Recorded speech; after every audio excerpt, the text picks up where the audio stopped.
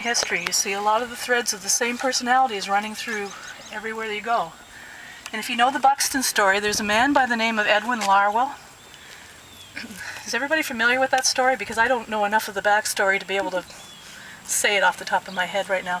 But essentially, Larwell is a very famous bigot. He tried to organize a mass protest against Reverend King in Chatham and almost started a race riot in Chatham. And guess what? He owned this property right here in Dresden too. So we have Larwell here, we have him in Chatham, we have him at Buxton. So you can see where you have these common threads running through. And I would really love to do some more work with a sociologist or someone talking about how you get this interesting mix of people with different kind of social attitudes, different racial attitudes. And Larwell's presence here kind of really has my attention of why is he here in 1845? You know, is he feeling some pressure of some sort? What creates a man like Larwell? It would be an interesting question to ask, I think. Did he come out from the American South? I don't know. No. Too much, but this house on this side of the street, the small house here, we've had dated to about circa 1860, so it could be earlier, it could be into 1850. Hi.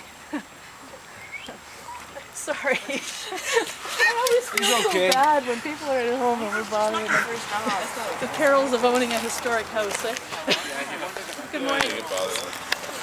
Anyhow, this particular house is built in much the same style. If you can picture the house that is now Henson House at Uncle Tom's Cabin, it's in much the same style. I would like to get the lady that was at our gathering yesterday from Buxton to come and have a look at the house and confirm that this is black architectural style. I've been told it is by another architectural conservancy person. It's very interesting history to this house because this entire block here was owned by the Charity Brothers. The Charity Brothers owned a great deal of land in Chatham, including the Provincial Freeman Building, plus this property, plus they own most of the properties on this side of the street, with the exception of a little gap through here, and then that bend in the river up there is where the Charity corn mill was. Now, the Charities were bootmakers when they came to Chatham. They owned a crockery store here. They owned a grocery store on this side of the street. It was run by the Burkett sisters, the black family that owned that property. And then they owned this house. But why would the Charities own a house here?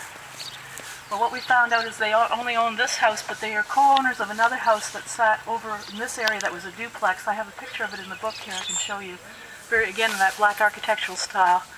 And the other account we have of the Charities is that they had a ship called the City of Detroit, which docked here, and there's documentation of that in the Provincial Freeman.